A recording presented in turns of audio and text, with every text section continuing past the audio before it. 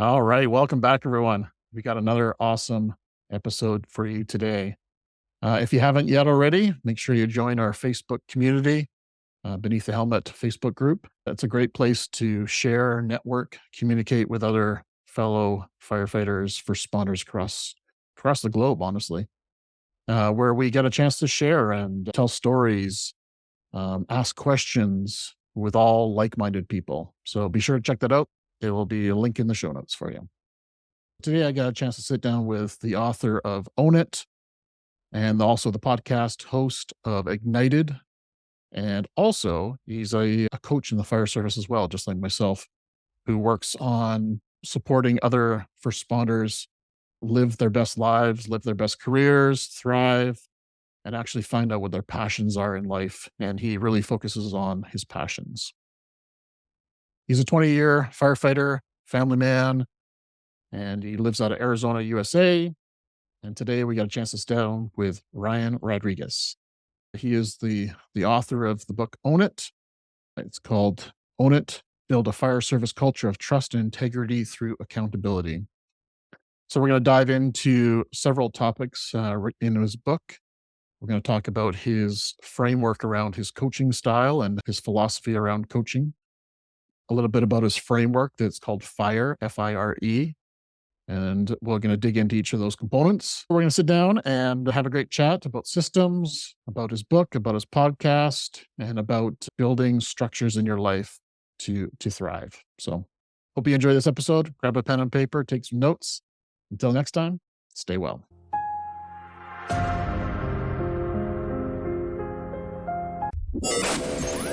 It's time to ignite your soul and unlock your full potential.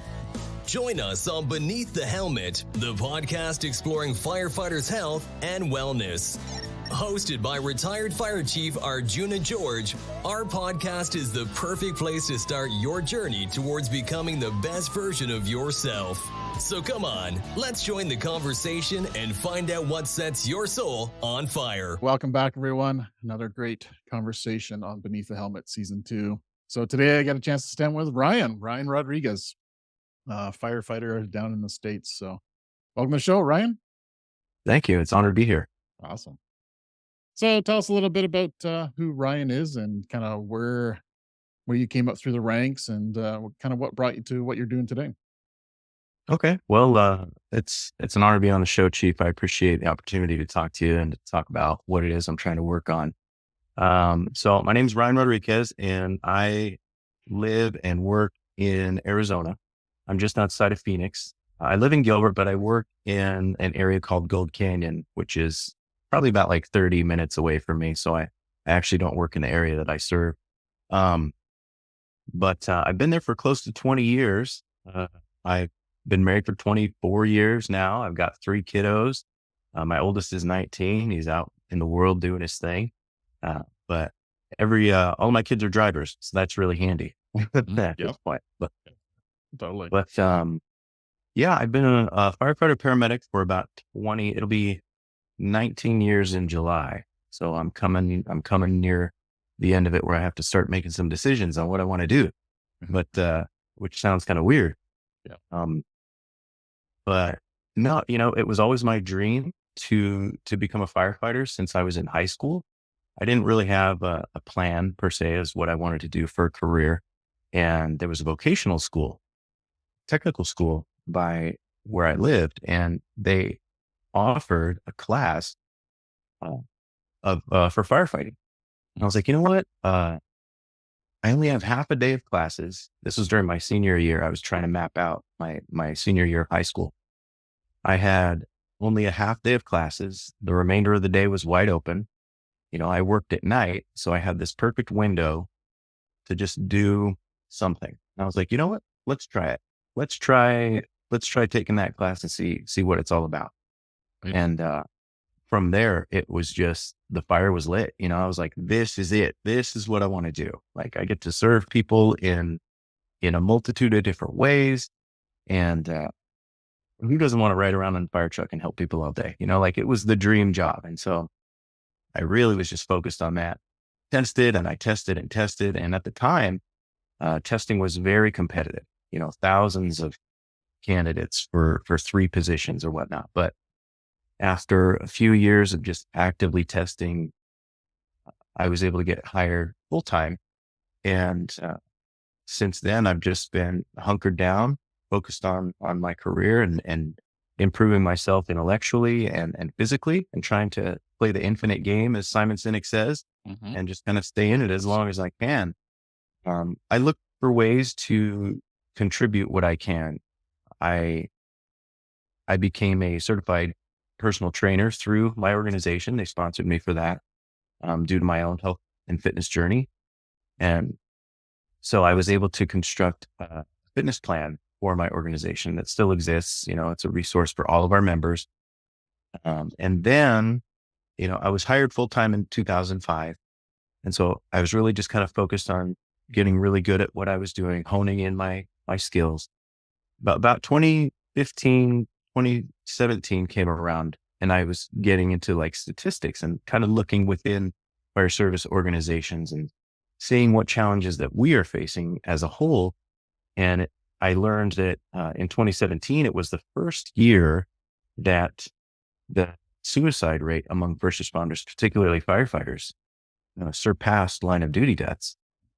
And it's kind of a weird statistic because, it just shook me a little bit, because both of those things are bad, right? Like both of those things are bad. But the fact that we were taking ourselves out at a higher rate than our environment and our job and all the risk factors that we faced really shook me. And so I decided to start becoming a part of things like the peer fitness team, learning more about resiliency, strategies for effective, mental health and wellness. And I was gathering all these resources, and I was like, why don't, why don't I do something where I can put this out? I need to put this out to people. All of these resources and all this information that I'm learning needs to be put out to people so that they can kind of get a handle on what's going on. And if they're feeling lost out there and floundering around, they have some kind of resource. So I started the Ignited Firefighter podcast back then. And I was doing weekly shows up until just this last year, which right now I'm doing bi-weekly shows, but weekly shows on different things like goal setting, physical fitness, eating right, mental health, cold plunges, basically anything that I was interested in as a firefighter and I felt a benefit from, I wanted to put out there. And so I was really just focused on gathering information and dispersing it to an audience. And so that was my goal with Ignited. I actually started a company, and a podcast is a part of that. Then later on, just a few years ago, I was able to publish my first book. I had, with all the research that I had done, I was looking into, hey, there it is. That's it. Yeah. There it is. I was looking into the reasons as to why people felt driven to go the route of suicide. They didn't feel that there were resources available. They didn't understand that they weren't alone in a lot of the ways they were feeling. And one of the biggest main underlying factors from all of these people's stories and all the people that I was reaching out to, one of the main factors, if not the number one common denominator, was accountability or a lack thereof within the fire service. And it might have been a lack of accountability within their environment, whether it was like poor practices being performed where they're at, or a lack of accountability with standards, across the board. And so it just decimated the integrity of the system. And as that integrity goes away, so does trust. Like no one looks at a rickety old bridge and thinks, oh, I'm totally going to cross that. You don't trust it. You just don't trust it. But when you see something like Golden Gate, you're like, okay, yeah, it's tried and true. I can go across that thing. So it really pushed me to gather all of my resources into a book. I published the book. It did pretty well, and it's still doing pretty good. But the goal is to just be an asset. That's really what I wanted to do. I wanted to be an asset to the organization that I serve with, and then the people that I serve. And people that I serve, and the people that I serve with. So in all aspects, I'm just trying to provide uh, assets, provide resources, and being a resource for people in their time of need, like figuratively and literally. Yeah, isn't that such a gift to be able to curate knowledge and disperse it to the organizations that to listen to you or that you work with? Like honestly, being able to share your knowledge is a gift. I think Oh, so. Kudos to you for being one of those ones that we need in the fire service to share thank the you. knowledge. So kudos to you. Thank you. I'm trying. Awesome. And for the listeners, it's his birthday today, and he's joining me on a podcast. So that's pretty I'm impressive alone. excited. I'm excited. So what was it that sparked this writing this book? Like, was there an actual incident that occurred? Not an incident per se, but like a spark in time that ignited this book? Ooh, nice. Not good. I like it. Good word usage. Honestly, it was I was kind of ignorant to it at first. I had my own frustrations within the fire service. I had my own uh, issues that I was trying to comprehend, and so I was doing research on those things. Then, when I learned about the statistic of suicide, I dove into that as well. And then it got to a point where the things were bleeding over, and I was like, "Oh, okay. Well, I'm feeling a lot of the same frustration because we're having people get put on the truck who don't meet the physical standard, or they don't meet the educational requirement, or this and that." And so the integrity within the system had been declining, had been completely being decimated. And so morale goes down, trust goes down. Nobody really wants to come to work. All of those things were happening. And I saw a lot of those commonalities through my story and the story of these other people. And I'm just, I'm a journal taker, a note taker. And so I write in a journal a lot. And so I'm writing all these notes, and I've got what I had called like a leadership journal. And I'm just writing down these notes of like little pearls of wisdom that I'm identifying. And I would bring this journal with me to different symposiums and conferences. And the more conferences that I was interested in, the more I realized it was all about mental health, awareness, resilience, all of that. And so as I'm writing these notes, uh, I didn't realize that there was like a common theme kind of coming out naturally. And it was my wife. She saw my journal and was like, "Oh, this needs to be a book. Awesome. Like you need to put all of this stuff in a book." And then, so that's kind of where it sparked. And I was like, "Wow, do I really have enough to make a book?" And, the answer is yes. And I outlined it all, and it just kind of clicked and fell all into place in the outline. And as I did that, I was really inspired to flesh it out with uh, statistical resources that I had learned, or numbers that I had learned about. And then also like my own anecdotes and my own ideas and thoughts about the topic. And so that compilation really is just what produced this book. And so all of the different chapters are broken down to, that flow of ideas. And so once you break the seal, you kind of start getting ideas for other ones too. Oh And so yeah, I was you like, got that well, right. I'm still going to follow the same note-taking process. Mhm. And so now I have all these other notebooks and journals that I'm looking to work into a book somehow as well. So Beautiful. Yeah, I think for those who are listening right now, that is the best way to get your book started is to journal. Uh, 100%, yeah, I just 100%. recently bought a Kindle Scribe, which is just amazing. And Nice. yeah, it's never ending notebook. It's a never ending Oh, notebook. That's just love it. unbelievable. And it's just like writing on paper. Nice. So yeah, journaling, and that's how I wrote my book was just filling out a ton of different journals. And that is how I brain dumped my everything that was going on in my brain. Right. So yeah, if you're struggling to write your own book, that's definitely a good way to start for sure. Yeah. Make the notes, Yeah. make the notes. Yep, you got that right. Our brains don't last that long. Our True, memory, true. yes. So in the book, I really noticed a lot about accountability, and you already mentioned that briefly. Tell us what accountability means for you in the fire service in your terms. Okay. So I think one of the easiest ways to to relate that is through physical performance.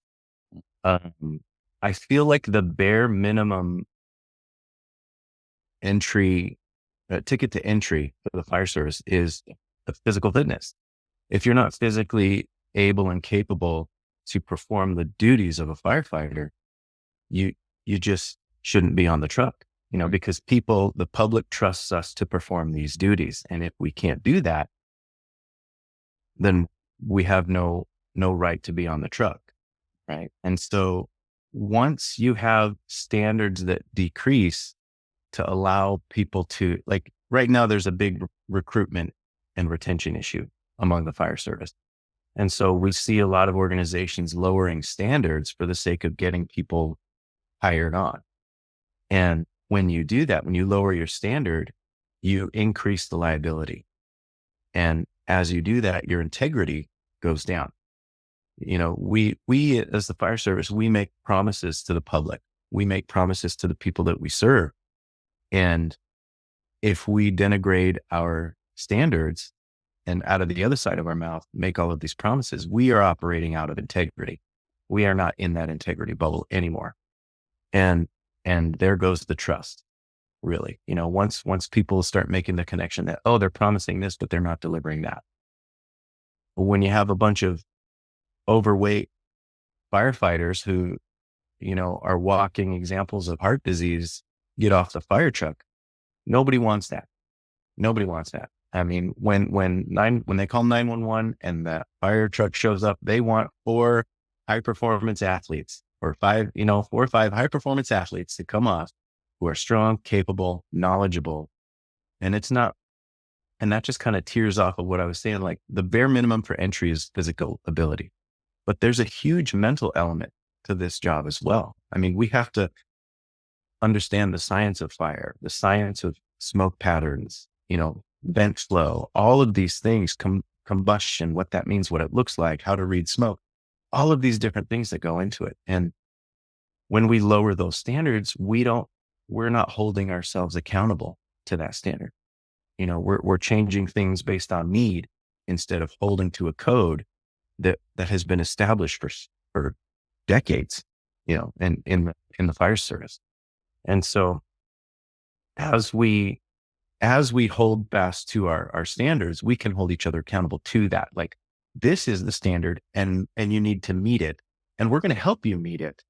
We're not going to lower the standard for your sake, but we're going to help you when we're going to build you to be who it is you need to become to do this job. And I feel like we're seeing a bit of a pattern in the opposite direction. We're lowering standards to get people in the door instead of providing the people who want to do this job the resources to get to where they need to be. And that's really what I'm really trying to shine a light on through this book. Beautiful. So paint us a picture, what would happen if we continue to water down our standards and accountability? What will the fire service look like in a couple of years? Oh boy. I think the recruitment retention numbers right now are kind of already showing that denigration, that pattern of inconsistency and lack of standard. And I love the fire service. I've been doing it for almost 20 years. I've really given a lot to it. Every college degree I have an associate's, a bachelor's. I'm working on a master's right now. All of it is relative to the fire service. And so I really have a passion for it. And I hate to see it basically be something that people just aren't interested in doing anymore. Like I'd mentioned, when I had tested for my position, I think there were 3,000 candidates for 3 positions. And now we're lucky to get like 130 applicants. You know what I mean? And so the numbers are just not there because the interest isn't there. And I think it's because we're kind of cutting our own throat when it comes to this standard. People used to look at the fire service and I'm not saying that it's this way from now on, but what I'm saying is like people used to look at the fire service and firefighters as like strong heroes of the community, male or female, strong heroes of the community that have integrity, principles, and core values. And this is how they operate. And I feel like as organizations are willing to sacrifice and put their core values and standards on the table just to get people in, I think it's just going to reinforce that negative infinity loop. Instead of establishing a hard line and a principled line of core values and standards and inspiring people to meet them, we're lowering them. And so I think what you'll see is, unfortunately, I feel like there's going to be significant effects with members of the fire service when it comes to morale, when it comes to moral injury, when it comes to interest in wanting to stay. You know, and I kind of joke, I'm at 19 years. I can technically retire at 20 if I want. I can also go another 25. I can go to 30 if I choose, but 20 is kind of the marker, right? Where I can make some choices whether or not I want to leave. And more people are choosing to leave at 20 instead of staying for 30 or even 35. It's not a career where you're really going to stay in it until you're like 65 or 70, right? Like it's kind of a concentrated career. And it's because our job is so risky. You know, there's so much risk to it, and it does take a toll, the shift work, all of that. But I think the things that inspired me and attracted me to the fire service are some of the things that might be scaring people away, like the cancer issues, the mental health issues. You know, when you read other statistics about divorce among the fire service community is one of the top 5 in the nation, or, you know, in North America. And so when you see these things, it's just not inspiring people to want to be a part of it. And it's like, I don't want to have to sacrifice my family and my core values and beliefs as a person to get a job that's probably going to kill me in one way or another, you know? And I feel like that's the mentality. And I don't think we're doing ourselves any favors, because it is, while at the same time, it's important to share these statistics, we also need to show what we're doing about it. Instead of just sharing the statistics and putting it out for everybody to see, we need to show what it is that we're doing to save our own people and to protect ourselves and stay in that game. Yeah, great point. Yeah, because if you look at the news or you read any books, it's all doom and gloom about the fire service, right? You're going to get cancer, Totally. you're going to get PTSD, you're going to get cancer, you're going to get divorced. It's like, yeesh, Yeah. these are not gifts of the fire service, that's for sure. So Right. yeah, I agree. It's organizations need to show that they're, doing the hard work to protect the firefighters, right? To make sure Right. that they have a long, healthy career. Mm-hmm. And doing the job, I think, is a reward. To me, it's a reward in itself, doing this job, because this career has allowed me to have some amazing experiences, provide for my family, have an amazing schedule. I work a 48-96 schedule. So I'm on for 2 days and then I'm off for 4. And I love it. I only drive to work, 5 days a month. Mhm. It's Yeah. fantastic. And I love it. But now we have to understand that, as it used to be, like, doing the job was the honor enough. It should have been enough for you. Yes, you get paid. Some people don't. Some people are volunteers, and those people harbor that passion, and I harbor it as well. But we're in a time and place now in the fire service where it's got to be more than that. We need to show people that we're caring about our people, and that, we're not just tossing them to the wolves, because sometimes we have issues where people are choosing to leave. I mentioned the recruitment and retention. The retention side is that people are choosing to leave. They're choosing to leave sooner. They're retiring sooner. They might just leave before retirement. And we have people leaving to go do either, to go work for a different organization, the different fire service organization, or a different career path altogether, because they've just had enough. They've just had enough, the incongruency. Yep. So it's really sad to me to see that. So I'm really trying to shore up the fire service community and provide some resources, because we have to be adaptable. I mean, in any fire that you run on, the name of the game is adaptability. Any EMS call we run on, it's adaptability. We have to identify a baseline, a level of awareness, and then we have to measure trends as they happen in real time. And we're so good about that on EMS and fire calls. We're so good about doing it there. Why can't we do it organizationally? Why can't we get a baseline sense of where our people are as an organization in-house, and then make adjustments live time, instead of just being like, well, you signed up for this, so you got to deal with it. you know.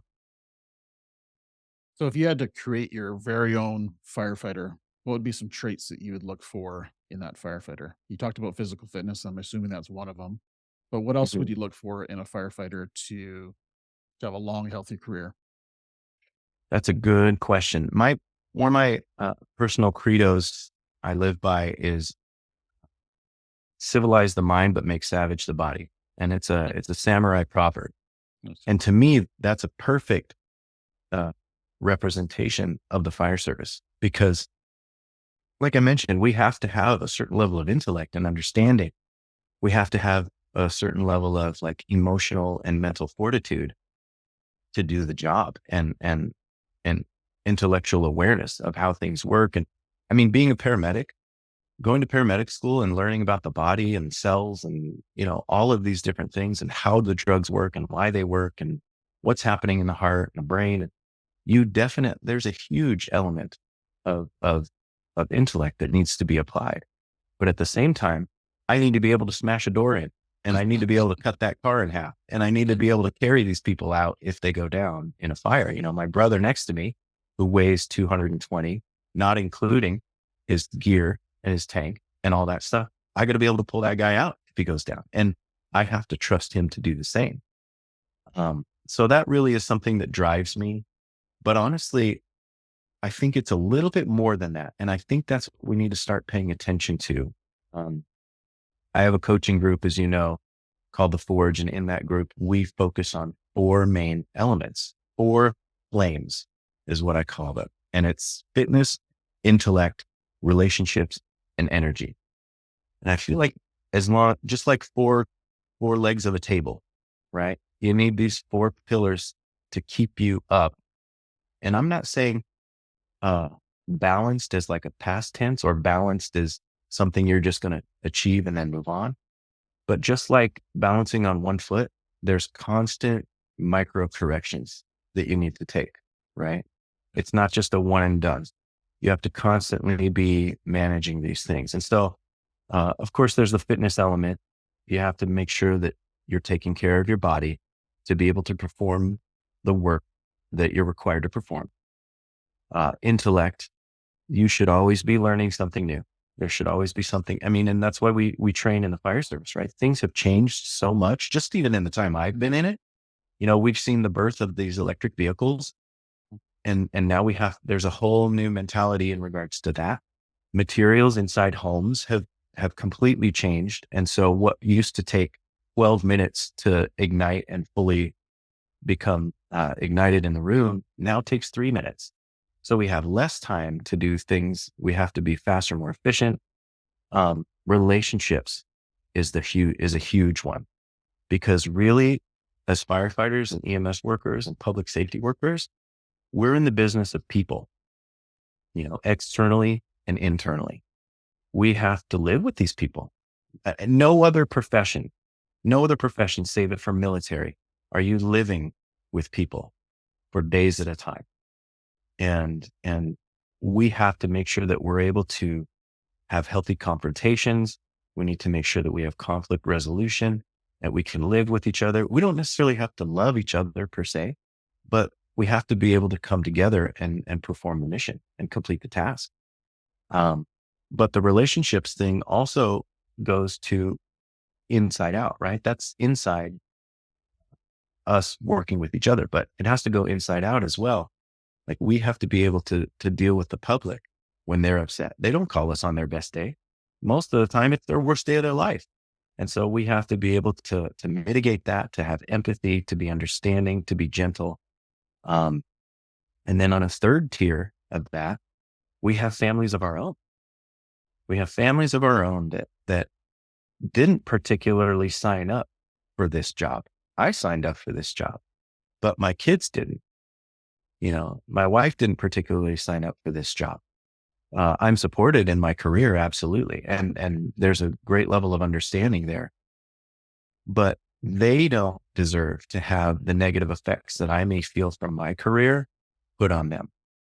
And that's a whole other level too, which is why I said, we have those four elements. Relationships is huge, huge. among my coaching group and among the fire service in general. It's what we deal with.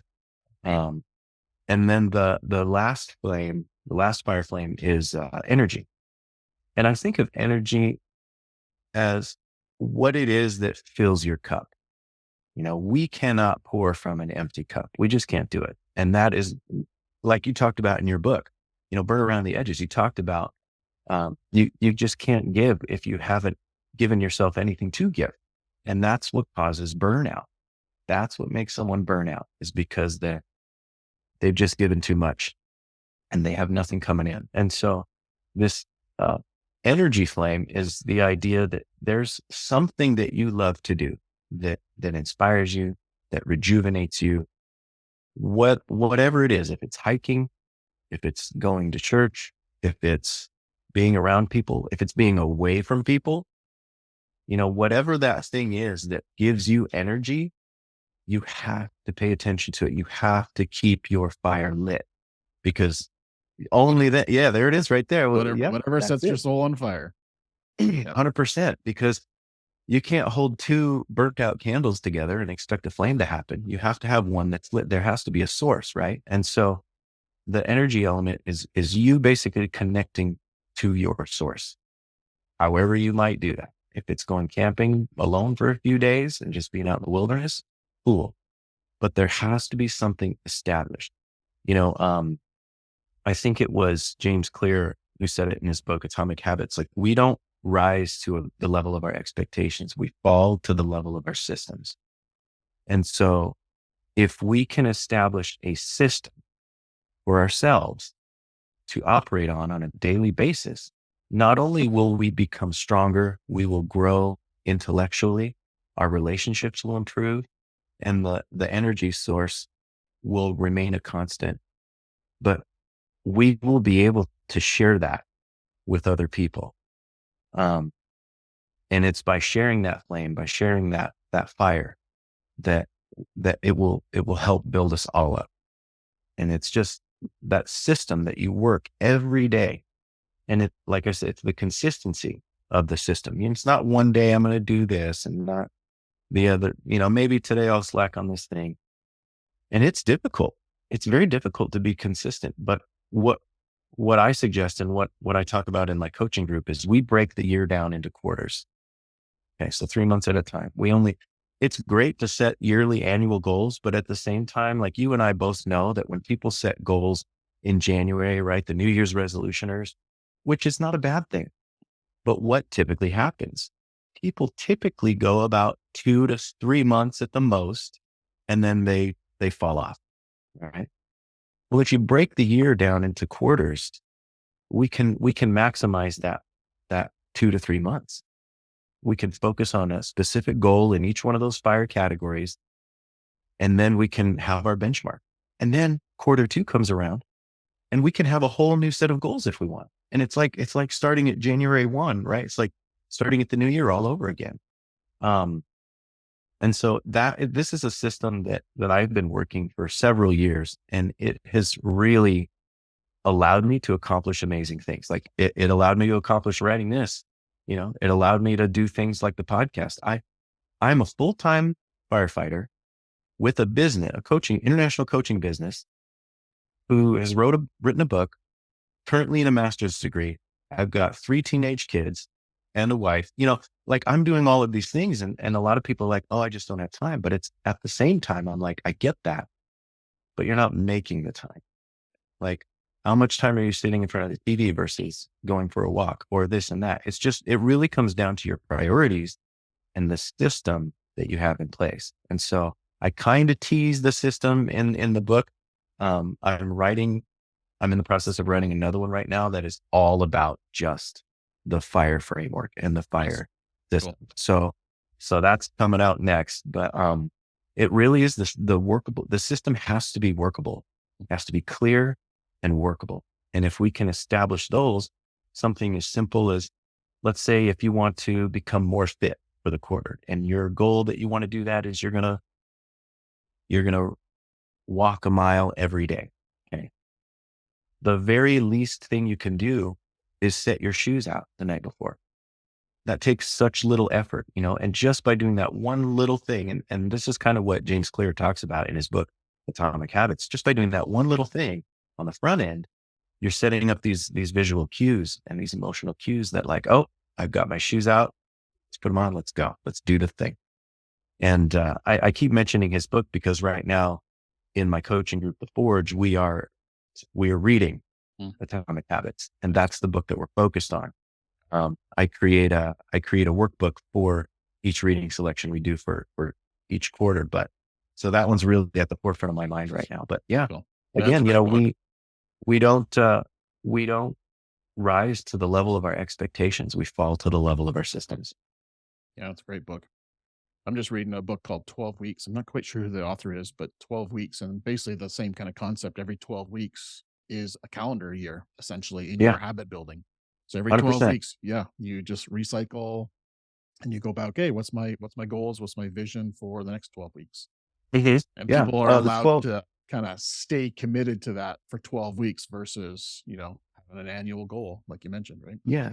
The one that really inspired me was the 12-week year. And that Oh, helped me. I think it's on my bookshelf here that, somewhere, but that might be even the same book. Yeah, oh, with Brian Moran. Yeah. I believe so. Um, Yeah. Yeah, yeah, I think I so. think Yeah. 12 it's weeks. back here somewhere, Yeah. It's a good but, book. yeah, and that's really what inspired me to structure it Oh, funny. in that pattern. Yeah. And Nice. so that's where my system is based off. It's based off the 12-week year. And they talk about breaking it down into quarters like that Mm, because, that's what Fortune 500 companies do and mhm. everything, right? But in the fire service, we don't think that way. We think of like our next shift, Yep. right? That's really it.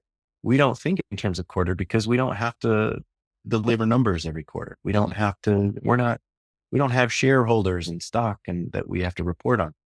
But on the But flip side, if you're a by, fire chief, you're yeah, also thinking yearly. You're not thinking quarterly as well, right? So still on that 100%. at that level, you're still thinking, okay, 2023 goals. What's our goals this year versus Yeah. what's our goals for the first quarter? Yeah.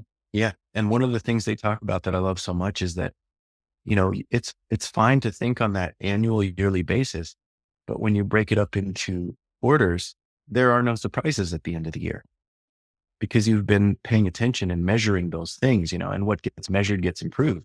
Yep. So if you're continually measuring it and keeping an eye on it, there won't be any surprises. So by the end of the year, if you've completely blown your budget or you haven't been paying attention to spending, it's not a big shock. Yep. It's not like, wow, it's November and December and we're way over, or we're way under, where you will have had your finger on the pulse, right? So, And it's funny because I mentioned that we're great at adapting in the moment, like when it comes to fires and EMS calls. But why can't we apply that same mentality to in-house topics? Like, do we just show up on an EMS scene and look at someone and be like, oh, they need to go to the hospital. And then we put them in an ambulance and we don't touch them. We don't evaluate them. We don't check vitals ever again. We just load them and take them. Maybe there are some organizations that do that, but if you want to be like a good paramedic and do your due diligence, you're constantly reevaluating, you're reassessing their vitals, reassessing their pain levels, reassessing their breathing, their lung sounds, how they look, their EKG, all of these things, you're continually reassessing. And that's the system that we have in place. And so just to reiterate, the whole idea of systems is like breaking it up into this quarterly format and having four specific things. But I like thinking of it as legs of a table, right? Because it's not going to stand. You can have a three-legged table, but it's kind of like having a three-legged dog, right? It's just not going to run as fast. It's going to be awkward. So that's where the fire framework comes from. I think the book and kind of your concept is very original. So I appreciate that being out there and sharing with the world. So I'd love to dive in a little bit about your coaching philosophy and kind of what makes you a different coach that people might want to seek out. Gotcha. Okay. One of the things that I like to focus on is our identity. How do we identify as individuals? I see this especially in the fire service, and this is kind of what triggered me into going with this modality. Um, I see a lot of firefighters identify as a firefighter. Like that's who they are through and through, and they're nothing else. And if they're not that, they're not anything. Right. And so with this talk of suicide and whatnot, I've learned that when people can no longer identify as that thing that they have identified as for so long, depression sets in, substance abuse sets in, suicide is a threat. Mental health becomes an issue because we're talking about retirees, but we're also talking about people who might be injured on the job and have to go on a light duty assignment. They feel guilt. They feel like they've let people down. They feel like they're no longer that thing that gave them value and meaning and purpose. And I want people to not just have that one identifier. Like I'd mentioned when we first started talking, when we first started having this conversation, I'm not just a firefighter paramedic. I'm an author. I'm a business owner, father. I'm a husband, I'm a friend. Like these are all different things. These are all the tables or the legs of my table, right? And as opposed to just the one thing, firefighter paramedic. And that's what I am. And if that thing goes away, I don't want everything else to crumble. I want people to have systems of resiliency to understand that you're more than just what you do for a living. You're more than what you just what you do for a living. And so if I can work with people to help identify those fire elements that are basically their internal fire, let's identify those 4 different things that you really want to focus on and work towards and become. And from there, you might find a whole new identity as to who you are, what you're passionate about. You might learn of a new passion you had no idea even existed. And that's really rewarding to me. It's funny because, with us, fire is a huge theme. And I literally built the framework out of the word fire. And it's perfect. It's perfect. But it's almost like you're setting these little fires here and there, and you want to see what catches.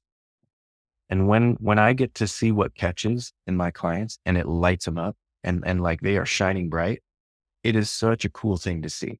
It is so cool to see because sometimes it's something that they were passionate about before and kind of fell away from it for whatever reason. Maybe they had a relationship issue. Well, maybe they had an energy issue. Maybe their physical ability was impacted and something stopped them from doing that thing.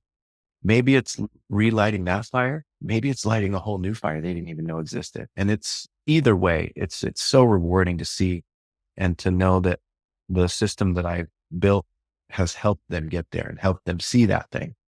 And now they can share that fire with other people, the other people around them. And it's just going to catch, it's just going to spread, Spread like a wildfire. Yeah. I couldn't agree more. That's what I enjoy about coaching the most is just seeing other people, like you say, light up and their lives turn around in, a few short hours working with them. Right. So yeah, Yeah. I love it. So who joins your coaching? Is it career people? Is it volunteers? Is it people who are already struggling? Or is it people who are just high performers who want to excel? What's interesting? Initially, when I started the podcast, it was the Ignited Firefighter podcast. And I was really focused on serving the firefighter community because that was the community I'm a part of. Mhm. And the more I pulled these resources and learned of these different statistics, I started going outside of the fire service to see how are things going on out there, like in the real world. We have our own little world in the fire service that we're kind of in it. And I wanted to see what's going on outside of that. And so I actually changed the name of the podcast to just the Ignited podcast with Ryan Rodriguez, because I want to be able to use my experience as a firefighter paramedic in how I've been able to maintain resiliency, goals, physical fitness, all the things that we've just talked about. But I don't want to limit it just to firefighters. I absolutely want to serve that community, and I do. But it's actually open to anybody who's interested to learn how to build structures and if I can maintain my relationships as a firefighter who has seen the worst of the worst, and the military people and police officers can speak to this as well. Um, but if I can maintain that when I see the worst of the worst of humanity and medical situations and just loss, there's just so much loss, if I can maintain my resilience and maintain goals and continue to work towards something instead of feeling stagnant and lost, then I want to be able to share that with anybody who wants to hold their torch to the flame. Anybody who wants to hold their torch to the fire is more than welcome. And so I've got clients who are firefighters. Some are career, some are volunteer. I've got people who are looking to get hired on with the fire service agency. Um, I've got people who don't have anything to do with emergency services. Maybe they work at Amazon, maybe they're a teacher, but if they can learn the resiliency structures and systems put in place by me when I had my 20-year career as a firefighter, and I've been able to come out of it doing pretty well. I want to be able to share that, and I want them to be able to use that framework. And if they can put that system into place I'm not trying to demean their careers, but if a teacher could put, for example, let's say one of my clients is a teacher. If they can put that system in place in their environment where they're not having to deal with loss and death and pain and injury and all this stuff every day, they're just going to be able to kill it in life. Like they're going to be able to excel far beyond. And on So, the flip side, the diversity of that group, I'm sure the firefighters and yourself are learning something from the teachers, learning yeah, something from the Amazon employee. There's all little nuggets 100%. from, and I love stealing ideas from the business world, right? Like, why not Yeah, bring that into the fire service if it works, right? right. Yeah. So, love it. Love it. So I'd love to dig into what's in Ryan's self-care toolbox. What is something that you routinely do that makes you a high performer who has survived 20 years in the fire service? Well, one rule of thumb that I have, I mean, like I've kind of pounded on the fire framework for a while, so I'll put that one aside for a bit because I work it myself. Like Yeah, awesome. the system that I coach people in, I work it myself. I'm literally looking right now at my checklist that I have.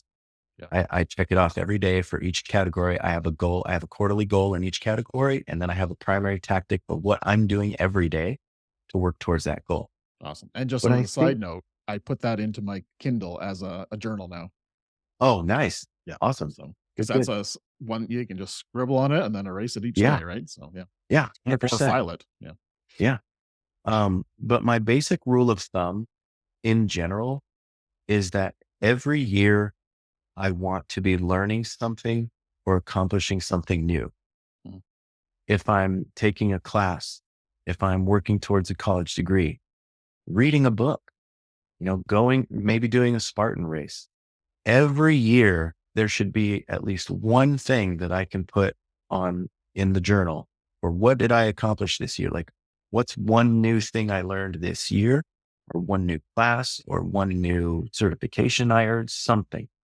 Every year I want to be learning something new. And I'll give you kind of an example.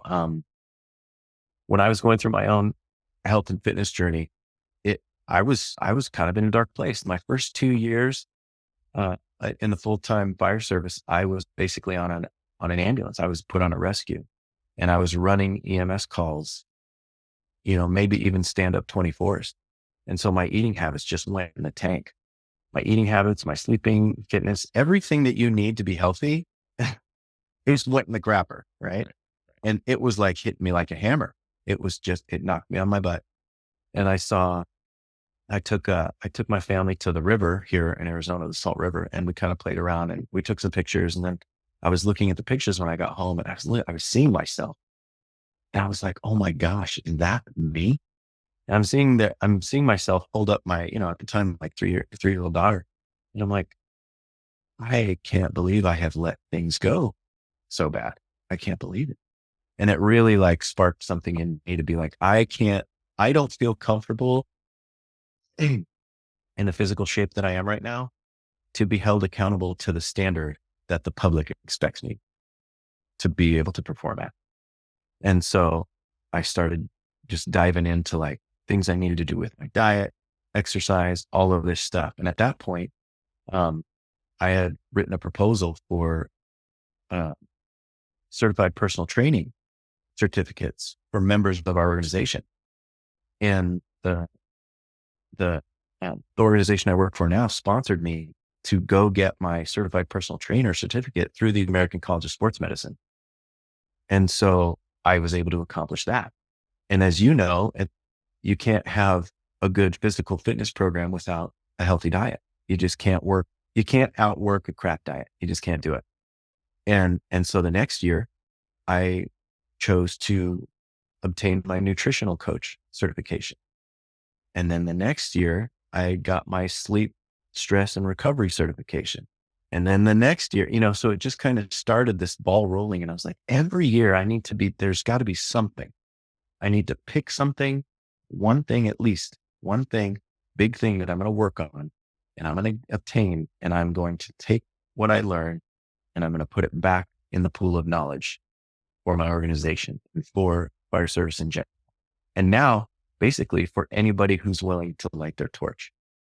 All of these resources that I've accumulated, I did it for myself, but at the same time, I want to be able to like provide that information and guidance for those who are looking for the path. And so honestly, I would say that that's probably been the main driver, is that I need to be learning at least one new thing every year. I need to be obtaining knowledge in some type of skill set every year. Love it. I couldn't agree more. I'm definitely a lifelong learner and always will be, even well past my time in the fire service. 100%. I'll be reading stuff about the fire service, I'm sure. Yeah. So what does that do to your energy? So your E in the fire, what does that do when you're learning everything new every year? What is it? What is Yeah, what do I do to fill it? Or no, what does it do to your energy? Does it fill you oh, up or does it drain you? 100%. 100% fills me up. Yeah. I assume so. I just want to ask that. Yeah. Yeah. No, it's great because honestly, as you know, like the one year that I was dedicating towards like sleep, stress, and recovery, I read Ariana Huffington's book on sleep, which was incredible. Out of all people, it was so surprising that she was the one who wrote it, but she tells her story and talks about sleep. But as you know, in the fire service, that's a huge thing, and shift workers in general, and the more that people are using like energy drinks and all of these stimulants out there, it's not just us.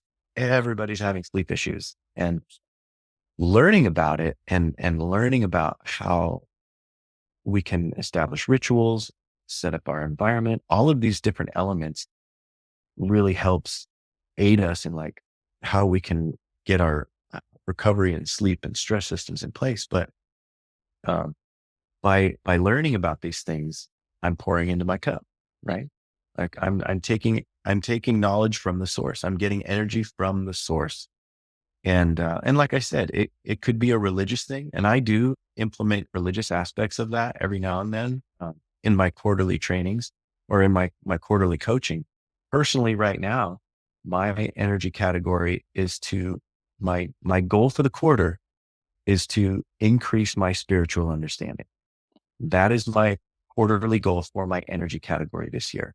Nice. And so my daily primary tactic in that is to read scripture and pray. That's my daily tactic. And I will do that every day for this quarter. And if I do that every day this quarter, by the end of the quarter, can I put a 1 or a 0 in that column? Have I increased my spiritual understanding or not? Well, I can guarantee myself that if I do that consistently every day, that will be the outcome.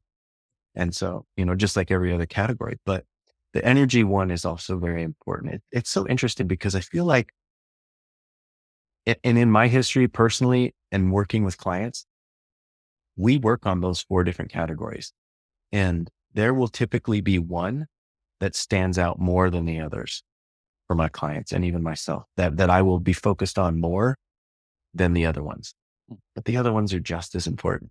And it's so crazy how that dynamic is. I'm still going to do the other ones, and they're all important. But there's one thing that I'm really focused on this year or this quarter. And so next quarter, it might change. Maybe this quarter, it's my fitness category. That's really, maybe I'm like, I really want to drop 20 pounds. I want to drop 20 pounds. Maybe next quarter, I want to read 3 books at least. And it just it's dynamic. It's this dynamic system that you can continue to work. But, Systems. Systems, man. It's all about That's it. systems. It is. But 100%. it just gives me so much energy learning about these things and reading these things. It's amazing what we can retain, right? Like we have these computers that have, limited amounts of memory, but we just do not have a limited amount of memory. The more we learn, it's like now it's just a part of it. Yeah. So you talk about sleep. What would be some of the things that you do for yourself to sleep better, to combat that sleep fatigue, especially when you're doing the 48s? Yeah. Yeah. It can be rough. It can definitely be rough. And like, as you know, we can sleep while on duty, calls permitting, at night and whatnot. And then I'm a huge proponent of taking a nap, Yeah. take a nap. And it's honestly one of these things that was put into my head years ago, when I was taking driving safety classes years ago, when I was learning to drive. The instructor said something to me that I remember to this day. Sleep always wins. Sleep always wins. And he was speaking in particular of do not drive when you're sleepy. If you find yourself falling asleep when you're driving, pull over for 10 minutes, like sleep in your car, off the road, off, in a parking lot, pull off in a Walmart somewhere, whatever it is. That 10 minutes could save your life, and it will definitely save you time. And I think of that to this day. Sleep always wins. If I am of the mindset where like, well, I'll sleep when I'm dead, I'll run a stand-up 48, I don't care. It's like, that's ego talking. That's ego. The lack of sleep that what it will do to you, it will make you cognitively not function properly. It will affect your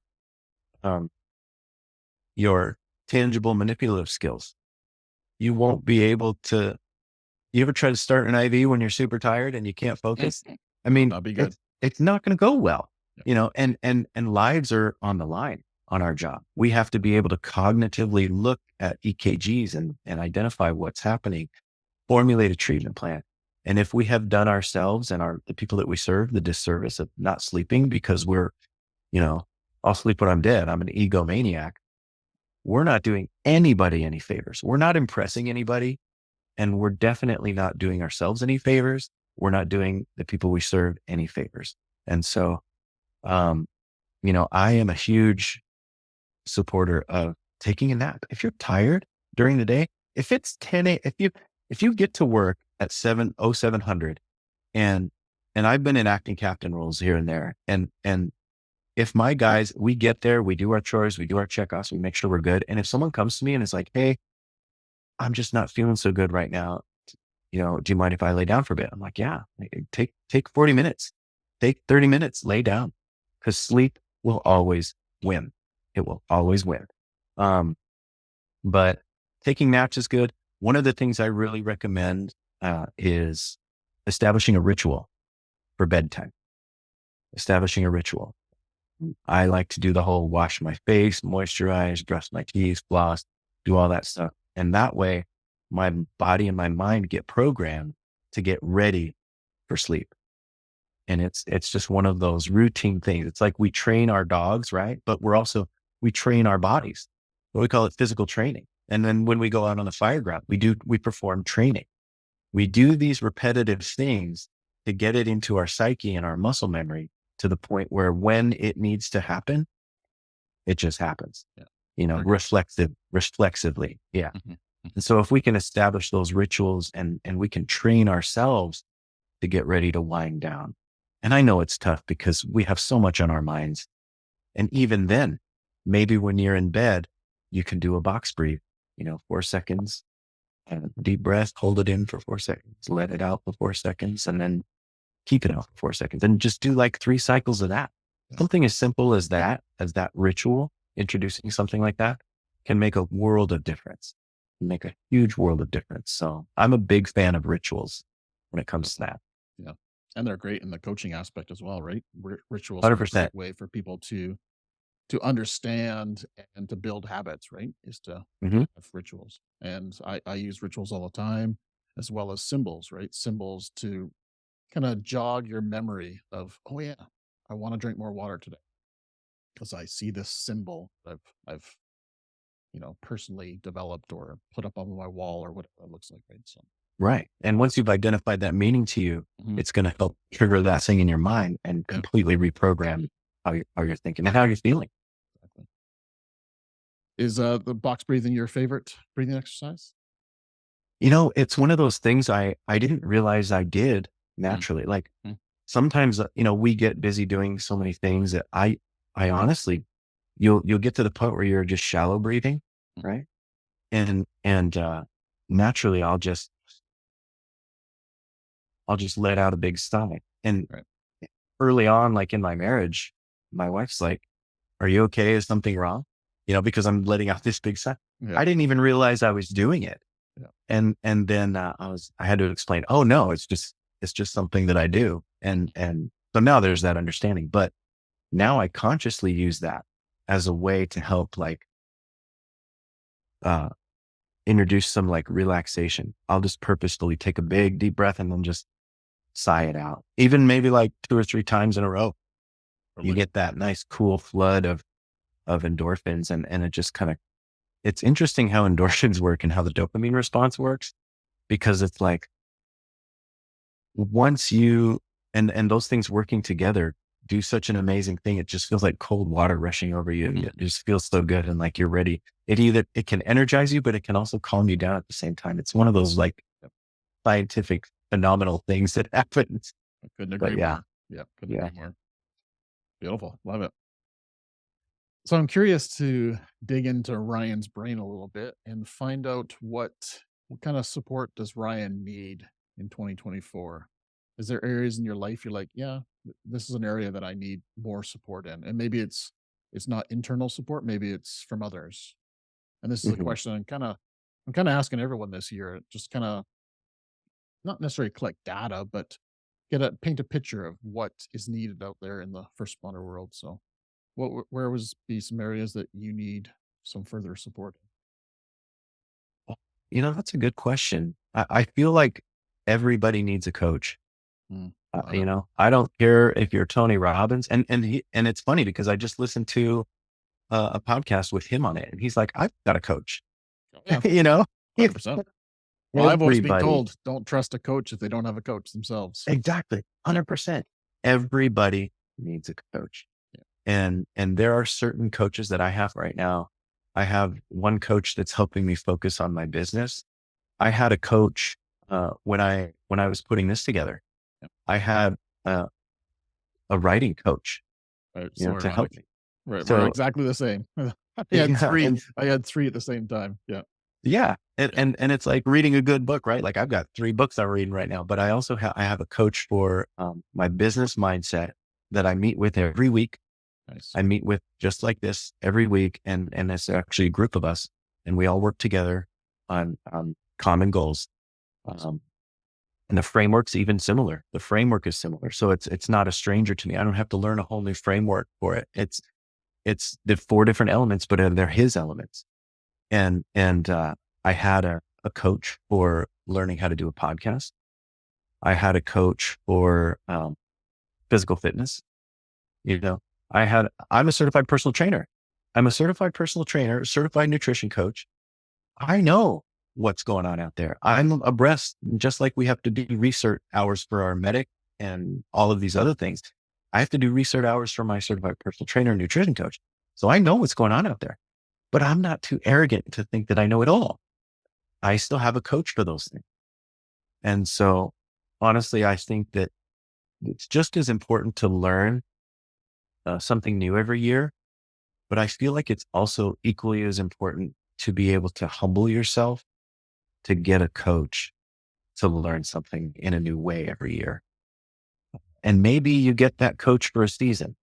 Maybe you only have that coach in that thing for half of the year, and then you get a coach for something else. But I feel like everybody needs a coach. And the more I utilize a coach in different aspects of my life and for the different topics and the different things that I want to shore up, the more I am eagerly awaiting my next coach. Like I want to, because it works. Yeah. It works. It just helps get me better in that thing.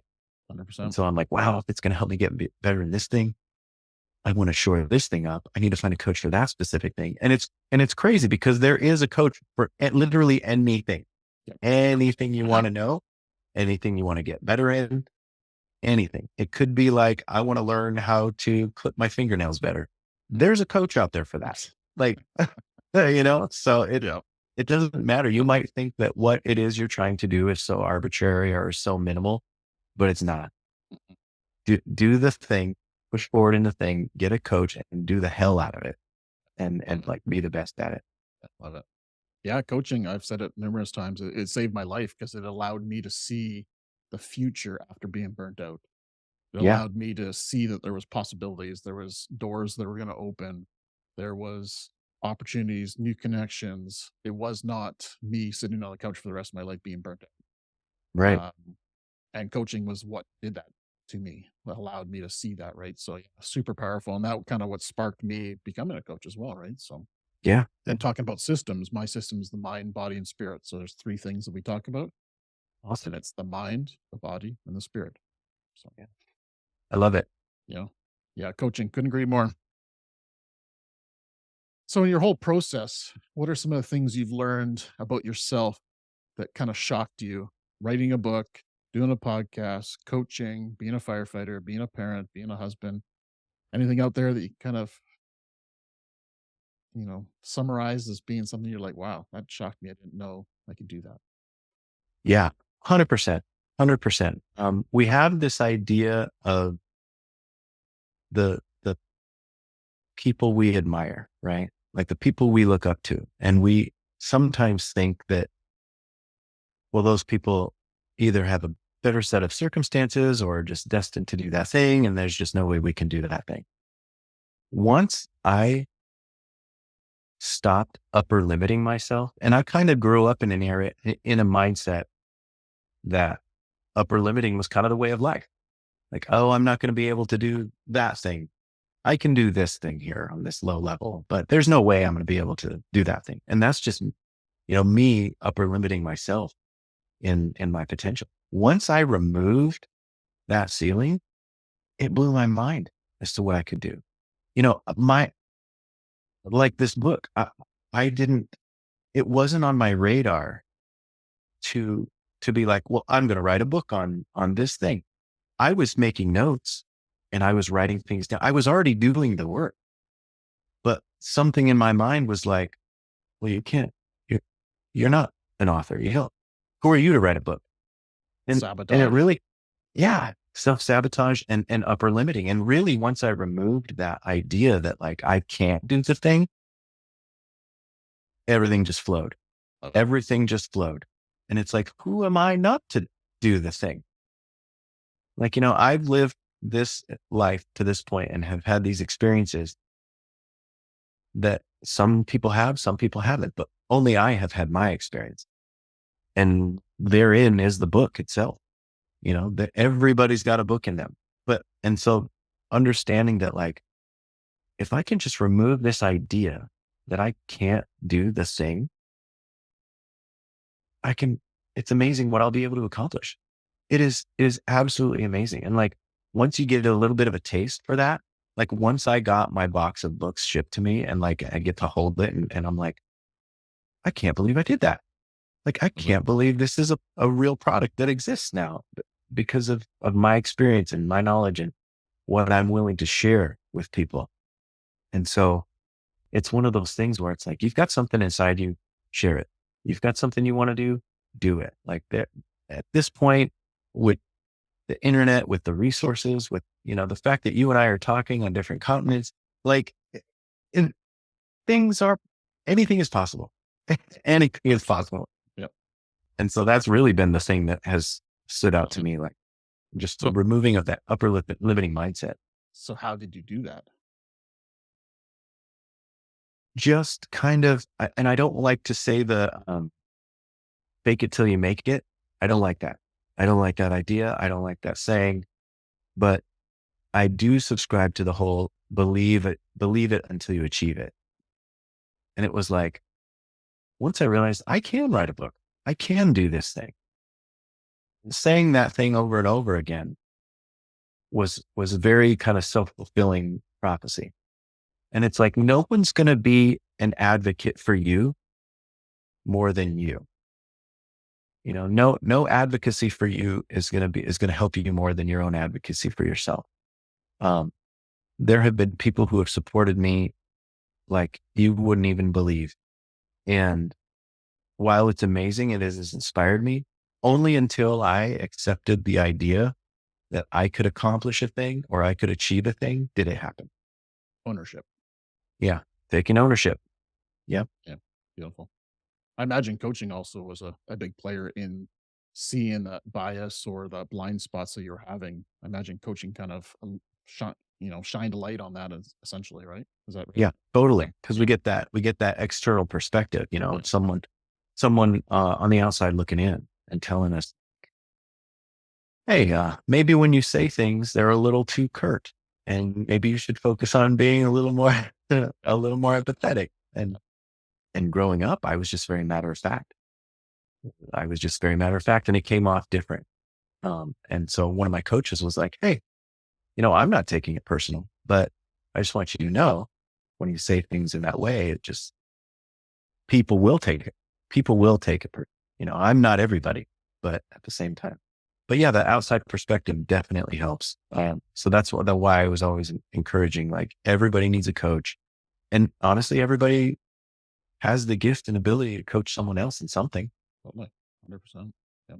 Yeah. It's been a real honor to sit down and chat with you. I'd love to finish off with checking out your podcast and kind of letting the world know what your podcast is about, how they can listen to it and watch it, and kind of who your target audience would be for your podcast. Awesome. Yeah. So it's the Ignited podcast with Ryan Rodriguez, and I am the host. I have guests on every now and then, but mostly it's me uh, researching things, and it's me on my own. I like to research things and what's standing out to me this week, and so I'll take that and I'll do a deep dive on it, and then I'll put it into podcast form and share it with the audience. And it's really like maybe it's kind of self-serving and a little bit selfish, but it's all topics that I would genuinely be interested in, you know, from the firefighter paramedic side, also from the father side, from the husband side, from the guy who likes to play video games side, from the author side, all of these different roles of versions of who I am as an identity. I take something that interests me in that and I gather information and I share it. And so that's really what the podcast is based on. One of the most recent episodes that I did was talking about gamifying your goals. And what that means is just having a system where you're either like, you have a series of rewards or a system of rewards in place to work towards and accomplish your goals, you know, and obviously achieving the goal is the reward in itself. But why not? If losing some weight is your goal and you do that, the reward is losing the weight, right? But why not buy a new pair of running shoes? Yeah. Why not? And Yeah. why not allow yourself that indulgence? Like it's that added layer. And then the latest episode, I was talking about being proactive with resiliency instead of reactive, because my career as a firefighter is so reactive. I'm literally sitting around and not sitting around, but I'm waiting for the tone to drop. Then I take action, right? I'm reactive to that thing. But why not take a proactive approach? Why not take a proactive approach to being resilient and getting systems in place before you need them, you know, which is again, why we train in the fire service. And that also that idea of being proactive in our resiliency. So when bad things do happen, we can be ready to face it. And we might take a little scratch, but we're not going to be completely crippled by it. And like I was saying in the fire service, we train for these things. That's why we do training. We train for these events so that when and if they happen, we can be ready for them. Um, so being able to share these ideas with just a broad audience, and whoever's willing to pull up a chair to the table and light their torch from my flame is more than welcome. Whoever it is, if they're a firefighter, cool. If not, even that, like, it doesn't matter to me. Anyone is welcome. Like, my modality is based off of my experience as a firefighter paramedic, but I feel like there's value in that, in sharing my experience and the resources that I gained with others. Kind of like Jocko. So Jocko Willing, That's the I name mean, that popped in my head as soon as you're talking about that. It's like, he saves yeah, dude, organizations. Oh, yeah. yeah, he's my hero with that, Yeah. because he ran the most successful campaign over there, and then he comes back here and leverages that experience to show people in the corporate world and in any world really, how to become an effective team and how to lead. And I'm like, man, that's great. If I can help people establish systems of resiliency, strength, and understand that they aren't just the one identity in what they do for a living. Oh, that would be fantastic. And so that's really my goal. So anybody who's willing to listen and share, welcome to the table. Like, come to the table. Let's have a conversation. Yeah, when you're describing that, Jocko popped in my head immediately. I was like, all right, yeah, that's exactly the same kind of business model that he's developed, right? Yeah. So how can people listen to this podcast? It's anywhere and everywhere. It's on Spotify. You can go directly to Spotify and subscribe there. It's dispersed through Apple Podcasts. I think it's on Google, Stitcher. Anywhere you can find a podcast, you can find it. So Beautiful, beautiful. And how about your book? How can people find how to purchase Own It? awesome. Yeah. So Own It, Build a Fire Service Culture of Trust and Integrity Through Accountability, can be found on Amazon. It's there's a Kindle version as well as the paperback version. And then I think Amazon just opened up a hardback version for me as well. So I'm going to actually order a couple of hardbacks for myself, because right now I just have the paperbacks, but yeah. And the subtitle here, Build a Fire Service Culture of Trust and Integrity Through Accountability, like I said, is based on my experience in the fire service. And the keys that I kind of share in the book are specifically geared towards the fire service. However, I've had a lot of people who aren't in the fire service buy this book, read it, and tell me that they have applied the principles in their own corporate and even education environments. And it has completely changed how they do things and has helped them in that. So it's not just, I know the subtitle is focused in on the fire service, but it honestly, and just like the principles in your book, Yeah. they're universal. They're universal. And so it's interesting how you just plug and play. 100%. Yeah, the audience that reads my book is it's grown past the fire service. It is exploded into healthcare and to just parents. Parents are getting a lot out of it because they're burning out left, right, and center, right? So, Right. Yeah. 100%. if you had the chance to, like, if I didn't ask you a question that you wish I asked you, is there a question that pops in your mind? Oh, you did kind of ask it. What I think we talked a little bit about what's next. Hmm. Okay. What's next? Yeah. I'm always Ryan. looking ahead. What's And I'm always Q2? looking. Yeah, what's Q2? Yeah, right. Yeah. Yeah, I'm excited. I have the idea and the notes. I'm working on the notes for the next book, and so that's coming down. That's coming down the pipe. I'm really excited about that. Right now, I'm currently working on a master's program of organizational leadership. So I'm looking to take everything I learned from there and apply it into another book that is geared specifically on leading. But yeah, I'm excited. And as you know, once the floodgates open, things just start pouring in. So I'm excited to see where this goes. Awesome. Yeah, I think I got like 6 books that are like in the works. Yeah, 100%. Yeah. Yeah. I've got a little note on my phone. Yeah. My monkey mind, I have structures, I have habits, but still sometimes my monkey mind says, oh, let's go over here and try this book and start writing this book and then forget about this one. So You got to Yeah, remind yourself 100%. sometimes too to come back to center and focus, right? So, Yeah, totally, totally. well, it's been a real honor, Ryan, and we've chatted a few times, but I think this is our longest conversation. So it's been a pleasure to chat with you and kind of dig into your brain. Yeah, And same. thanks I for being a appreciate it. curator of knowledge out there and sharing what you've learned over the years, because you're definitely a student of the fire service, student of leadership, student of high performers. So appreciate that knowledge sharing. And yeah, I just want to congratulate you on the book once again, and the podcast. And for everyone who's listening right now, make sure you check out both of those. Is there a way that people can connect with you personally? Yeah, no, I appreciate it. Thank you so much. It's been great chatting with you. And I love having these deep conversations. I'm not really a fan of small talk. I'm a fan of big talk. Yeah, yeah, And 100%. Me too. Me too. so I appreciate it. Yeah, you can find me anywhere. I'm at Ignited FF on Instagram, Twitter. I mean, if you type Ignited FF, you'll find me. And so like I'm on all the socials. I'm working on switching my website back over to where it was. I switched over to a new place, but I'm not really happy. So I'm going to switch back over. And soon that'll be ignitedff.com. But yeah, you can find me anywhere. Ignited FF. Awesome. Well, it's been a pleasure, like I said, and stay well. Keep doing the good work you're doing, and can't wait to read your second book. So, All right. Thank you. Appreciate it so much. all right. All right, everyone. Hope you enjoyed this conversation. Until next time, stay well.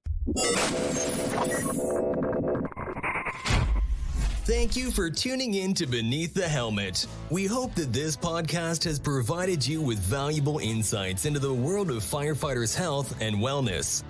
Remember, caring for your physical, mental, and spiritual well-being is crucial to achieving optimal performance.